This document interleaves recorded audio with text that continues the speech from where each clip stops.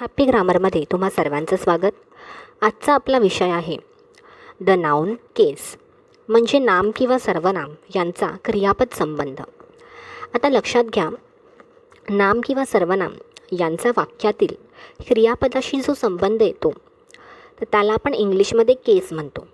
ह्या केसचे काही प्रकार आहेत, ते सगळे आपण आज ह्या चॅप्टरमध्ये पाहणार आहोत. तर सुरुवात करण्याआधी आपण आपल्या आधीच्या चॅप्टर म्हणजे चॅप्टर 7मध्ये आपण सिंग्युलर आणि प्लुरल हा विषय घेतलेला आणि त्याच्या शेवटी आपण एक प्रश्न विचारलेला, make the following words plural. तर त्याची उत्तरं आपण आता पाहणार आहोत. पेनीचं काय येणार? पेनीज म्हणजे IES लागणार. चॉईसचं काय येणार? चॉईसेस. वाईफचं वाईव्स येणार म्हणजे FE जो आहे हा शेवटचा तो ड्रॉप होऊन VES लागणार. तसंच फेनॉमेननचं फेनॉमेना होणार. आता फेनॉमेननचं फेनॉमेनन्स म्हणजे एस नाही लागणार, फेनॉमेना होणार. गल्फचं गल्फ्स, ट्रेनचं ट्रेन्स आणि माऊसचं माईस. तर आपण आजच्या टॉपिकला सुरुवात करू. आपण 2 वाक्यांनी सुरुवात करूया. आधी विजय फ्ल्यू अ काईट आणि गीता पॅटेड द डॉग. आता नीट बघा इथे की विजय जो आहे तो इथे सब्जेक्ट आहे, मी त्याला एसने डिनोट करते, आणि फ्ल्यू अ काईट हे प्रेडिकेट आहे, मी त्याला पीने डिनोट करते. सब्जेक्ट आणि प्रेडिकेट ह्याबद्दल जर तुम्हाला माहीत नसेल तर तुम्ही हॅपी ग्रामरचा चॅप्टर 2 जो सब्जेक्ट आणि प्रेडिकेट ह्या टॉपिकवर आहे तो तुम्ही आधी पहा, मग तुम्हाला त्यातून थोडी अधिक माहिती मिळेल. बघा, विजय हा सब्जेक्ट आहे, फ्ल्यू अ काईट हे प्रेडिकेट आहे. सपोज मी प्रश्न विचारला हू, ठीक आहे, हू फ्ल्यू अ काईट, तर मला उत्तर काय मिळतं? मला उत्तर मिळतं सब्जेक्ट.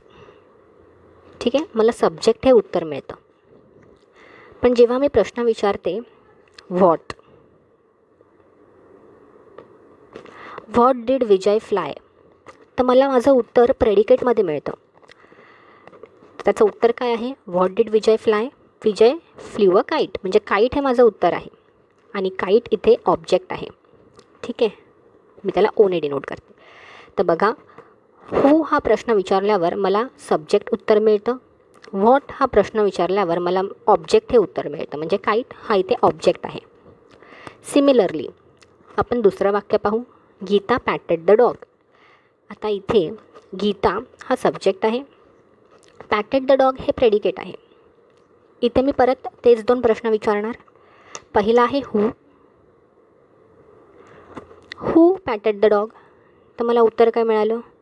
सब्जेक्ट गीता.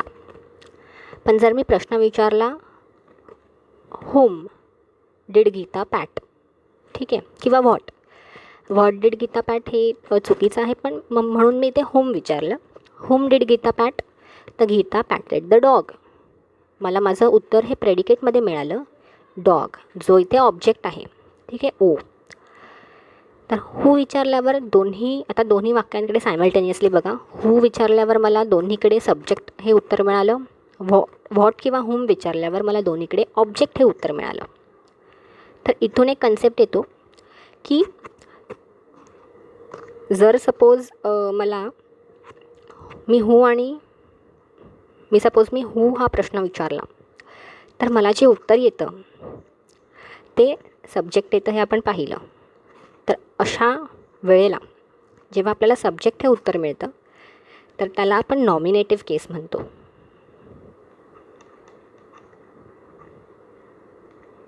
नॉमिनेटिव्ह केस, त्या नाऊनला आपण नॉमिनेटिव्ह केस म्हणतो.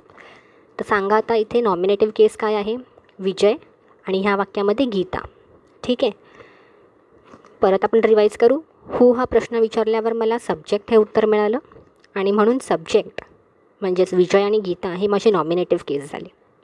तसंच जेव्हा मी व्हॉट किंवा होम हा प्रश्न विचारला तेव्हा मला ऑब्जेक्ट हे उत्तर मिळालं. इकडे काईट मिळालं आणि इकडे डॉग मिळालं. तर काईट आणि डॉग हे आपले ऑब्जेक्ट आहेत आणि म्हणून ह्या केसला आपण ॲक्युजेटिव्ह केस म्हणतो, किंवा खूप सोपं आहे, आपण ऑब्जेक्टिव्ह केस पण म्हणू शकतो. तर तुम्ही ऑब्जेक्टिव्ह केस म्हणालात तरी ते बरोबर आहे, कारण आपल्याला उत्तर त्याचं ॲन ऑब्जेक्ट मिळालेलं आहे. ठीक आहे, सो आपण 2 केसेस पाहिले, एक नॉमिनेटिव्ह एक ऑब्जेक्टिव्ह. तर आपण एक पटकन रिव्हिजन करू. बघा, नॉमिनेटिव्ह केस मध्ये काय असतं, व्हेन नाऊन और pronoun is used as subject of a verb. ठीक आहे. अक्युजेटिव्ह केस काय असतं, व्हेन नाऊन और pronoun is used as object of the verb. आपण मागच्या केसमध्ये पाहिलं, सब्जेक्ट आपला विजय होता. ठीक आहे, आणि ऑब्जेक्ट काईट होता. ठीक आहे. आता generally comes before a verb. Nominative case हे वर्बच्या आधी येतं. आपलं आधीचं हे काय होतं, वाक्य काय होतं बघा, विजय फ्ल्यू अ काईट. विजय कुठे आलेला आहे, वर्बच्या आधी आलेला आहे, बरोबर. आणि विजय काय आहे, ऑफकोर्स इट इज अ नॉमिनेटिव्ह केस. तर नॉमिनेटिव्ह केस हे वर्बच्या आधी येतं, बरोबर आहे. ठीक आहे. तसंच जे अक्युजेटिव्ह केस आहे, it generally comes after the verb, बरोबर. कारण ऑब्जेक्ट तुमचा काय होता, काईट. आणि काईट हे कधी आलेलं, वर्बच्या नंतर. विजय फ्ल्यू अ काईट, वर्ब काय होतं, फ्ल्यू, आणि त्याच्यानंतर अक्युजेटिव्ह केस आलं, म्हणजे काईट आलं.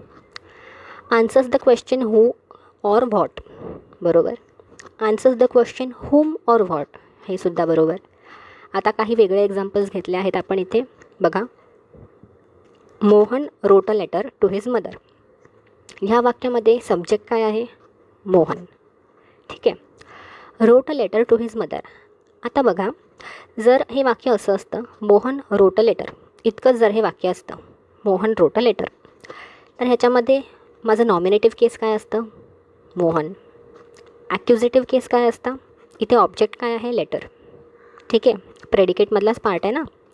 सो ऑब्जेक्ट इथे लेटर आहे, म्हणून लेटर हे माझं अक्युजेटिव्ह किंवा आपण ऑब्जेक्टिव्ह केस म्हणू शकतो. पण इकडे थोडी ॲडिशनल इन्फॉर्मेशन आलेली आहे. मोहन रोट अ लेटर, ठीक आहे, पण टू हिज मदर. तर मदर हा सुद्धा प्रेडिकेटचाच पार्ट झाला. आता ह्याचं प्रेडिकेट काय झालं, आता मोहन हा सब्जेक्ट झाला आणि प्रेडिकेट हे पूर्ण वाक्य झालं पुढचं. तर मदर हे इकडे इनडिरेक्ट ऑब्जेक्ट झालं. बघा, आपलं मेन ऑब्जेक्ट काय आहे, लेटर, पण एक इनडिरेक्ट ऑब्जेक्टसुद्धा इथे आलेला आहे. म्हणजे अजून एक नाऊन आलेलं आहे ना या वाक्यामध्ये, मदर. तर तो आपला इनडिरेक्ट ऑब्जेक्ट असं आपण त्याला बोलतो. सिमिलरली हे वाक्य बघा, she made a new dress for Lily. आता ह्या वाक्यामध्ये नॉमिनेटिव्ह केस काय आहे, शी, बिकॉज शी इथे सब्जेक्ट आहे. Made a new dress for Lily. आता मेड अ न्यू ड्रेस इतकंच जर असतं तर त्यात आपलं ऑब्जेक्ट काय आहे, ड्रेस, म्हणजे ड्रेस काय आहे, अक्युजेटिव्ह केस. शी काय आहे, नॉमिनेटिव्ह केस. आणि लिली हे आता एक्स्ट्रा इन्फॉर्मेशन आलेली आहे, फॉर लिली. तर लिली हे आपलं झालं इनडिरेक्ट ऑब्जेक्ट. ठीक आहे. पण जर आपल्याला प्रश्न आला की नॉमिनेटिव्ह केस काय आहे, तर शी येणार. अक्युजेटिव्ह केस काय आहे, तर इथे ड्रेस हे आपलं अक्युजेटिव्ह केस आहे. ठीक आहे. केस म्हणजे इकडे असं काही वेगळी केस आहे असं समजू नका. केस म्हणजे इथे नाऊनच आहेत. तर नाऊन कुठला आहे, नॉमिनेटिव्ह नाऊन शी, अक्युजेटिव्ह नाऊन ड्रेस. आता नॉमिनेटिव्ह पाहिलं, अक्युजेटिव्ह पाहिलं. आता तिसरं एक आहे, ते आहे पसेसिव्ह केस. तर त्याच्याविषयी आपण सेपरेटली पाहू. आता बघा, पसेसिव्ह केस काही प्रकारे आपण त्या वाक्यामध्ये दर्शवू शकतो. तर ते प्रकार कोणते आहेत ते बघा. पसेसिव्ह केस पहिलं तर आहे डिनोट्स पसेशन. म्हणजे सपोज वाक्य असेल, that is Ram's bag, that is Ram's bag. ठीक आहे.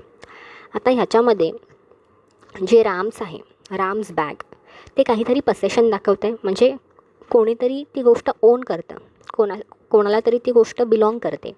ठीक आहे. पसेस करणे म्हणजे काय, स्वतः जवळ ठेवणे. ठीक आहे. संग्रहित करणे म्हणजे पसेस करणे. तर दॅट इज राम्स बॅग. तर जेव्हा ॲपॉस्ट्रॉफी एस येतो, तर that is a case of possessive. ठीक आहे. तर ते पसेशनचं केस आहे, पसेसिव्ह, आणि त्याला आपण पसेसिव्ह केस म्हणतो.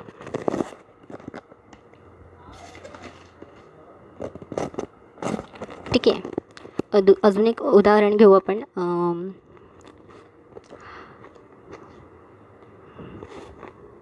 It is Shaila's umbrella.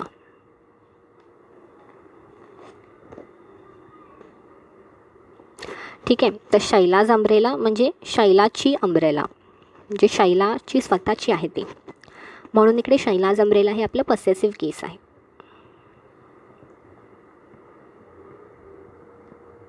आणि पसेसिव्ह केस हे कुठचा प्रश्नाचं उत्तर देतात, तर हुज. तर सपोज मी हुज विचारला प्रश्न, हुज अम्ब्रेला, तर शैलाज umbrella.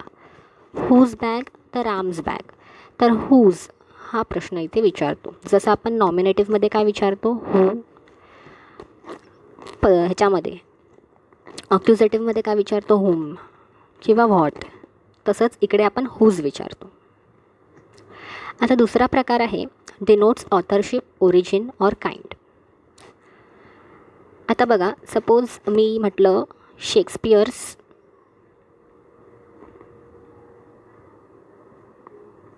Play.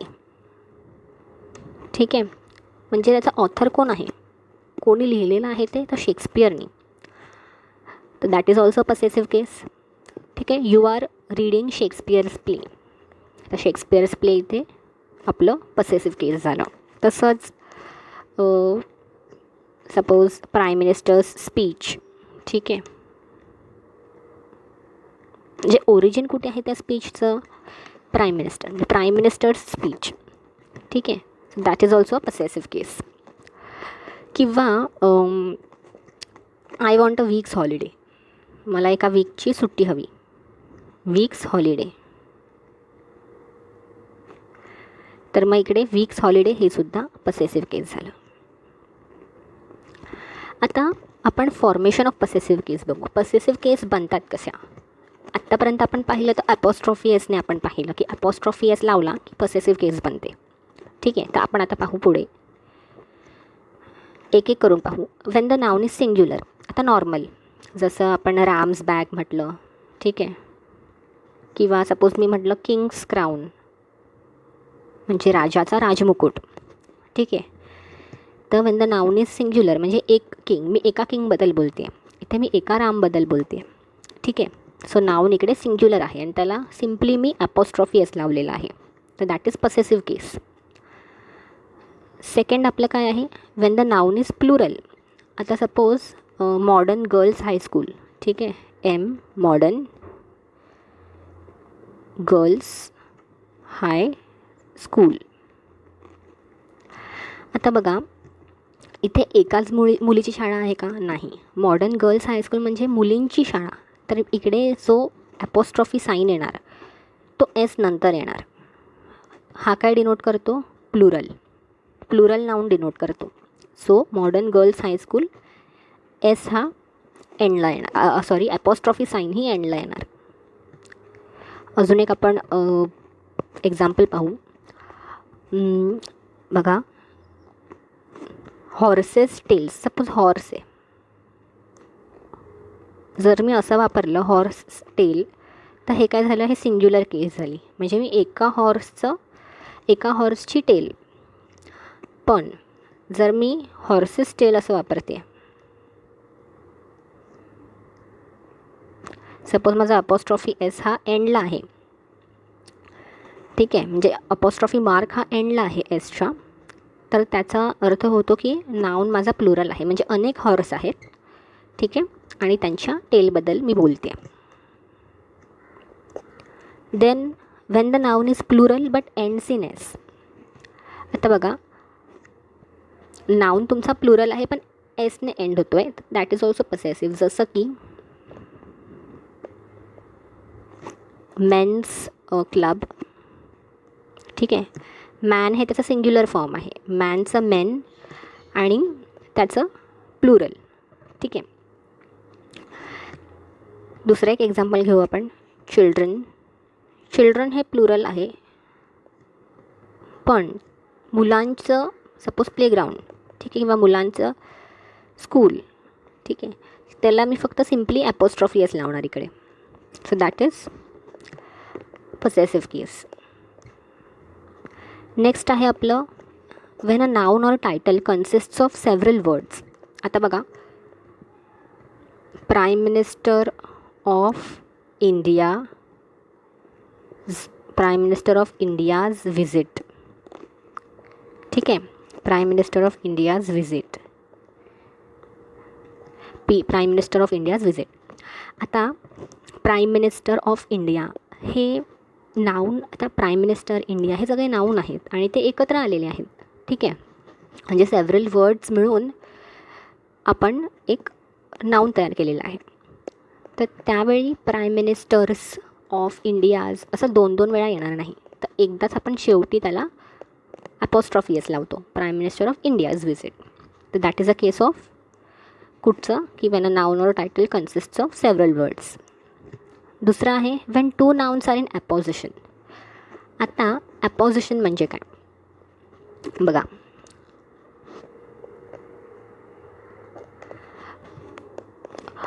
Suppose that is prime minister किंवा that is Narendra Modi, prime minister's house. ठीक आहे. सपोज मी म्हटलं that is Tagore the poet's house, Tagore the poets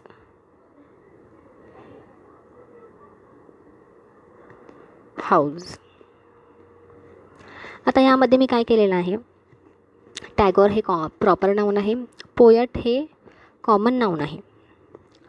तर ह्या दोघांना मी एकत्र आणलेलं आहे, जे दोन्ही एकाच व्यक्तीला डिनोट करतात, टॅगोर आणि पोएट. म्हणजे टॅगोरलाच मी पोएट असं म्हटलेलं आहे. तर असे जे नाउन्स असतात त्यांना आपण नाउन्स इन ॲपोजिशन म्हणतो. ठीक आहे. सपोज मी म्हटलं Modi the prime minister of India house असं मी म्हटलं. So this also is a case of apposition. कारण मोदी हे प्रॉपर नाऊन आहे, प्राईम मिनिस्टर ऑफ इंडिया हे कॉमन नाऊन आहे. आणि तर त्या दोघांना मी एकाच व्यक्तीला जरी ते दर्शवत असले तरी त्यांना मी एकत्र लिहिलेलं आहे एका वाक्यात, आणि म्हणून ते नाउन्स इन ॲपोजिशन आहे. तर ते जेव्हा येतात तेव्हा पण आपण शेवटी म्हणजे शेवटच्या शब्दाला आपण ॲपोस्ट्रॉफी लावतो. त्यानंतर आहे when two nouns are closely connected to each other. आता बघा, Meena and Tina's bakery, Meena and Tina's bakery. ठीक आहे. तर दोन नाउन कनेक्टेड आहेत कशाने, बेकरीने. दोघींची बेकरी आहे, मीना अँड टीना. तर मीनाज अँड टीनाज असं नाही येणार, मीना आणि टीना जे शेवटचं जो नाऊन असेल. ठीक आहे. तर त्याच्याच फक्त शेवटी आपण अपॉस्ट्रॉफी एस लावतो. तसंच करीम अँड सलीम्स सलून किंवा विलियम अँड मेरीज किंगडम. तर आपण आता यूज ऑफ पसेसिव्ह केस बघू की आपण पसेसिव्ह केस कुठे कुठे वापरू शकतो. तर पहिला आहे with names of living things. म्हणजे बघा, सूरज बॉडीगार्ड, सूरज बॉडीगार्ड म्हणजे सूरजचा बॉडीगार्ड. ठीक आहे. सिम्पली म्हणजे सूरज इकडे लिव्हिंग थिंग आहे आणि त्याच्याबद्दल मी काहीतरी म्हणते, so that is Suraj bodyguard. तर इकडे आपण पसेसिव्ह केस वापरली. किंवा लायन्स डेन म्हणजे लायनची गुहा. ठीक आहे. तर लायन इकडे लिव्हिंग थिंग आहे आणि त्याला आपण ॲज अ पसेसिव्ह केस वापरलेला आहे. नेक्स्ट आहे विथ नेम्स ऑफ पर्सॉनिफाईड ऑब्जेक्ट्स. म्हणजे बघा, नेचर्स लॉज. आता नेचर हे काय आहे, नेचर म्हणजे निसर्ग, त्याचे काही लॉज आहेत.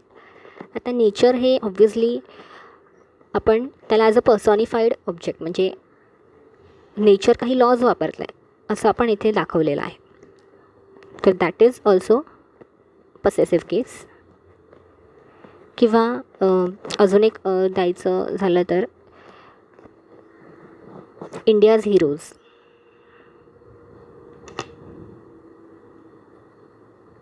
ठीक आहे. तर इंडिया इथे पर्सॉनिफाय केलेला आहे, त्याचे हिरोज ज्यांनी देशासाठी त्याग दिला किंवा जे देशासाठी महत्त्वाचं कार्य करत आहेत, तर ते सगळे हिरो आहेत आपल्या देशाचे. आणि इंडियाज हिरोज इकडे आपण इंडियाज हिरोज हे पसेसिव्ह केस आहे. देन आहे with nouns denoting time, space or weight. जसं की we have got a week's holiday.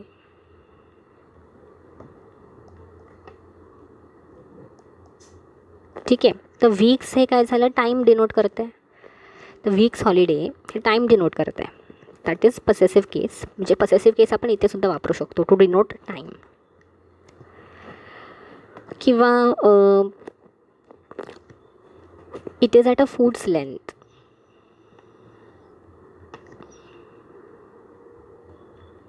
ठीक आहे, म्हणजे ते एका फुटाच्या अंतरावर आहे. It is at a foods length. तर इकडे काय स्पेस दर्शवते, किती लांब आहे. तसंच वेट म्हणजे बघा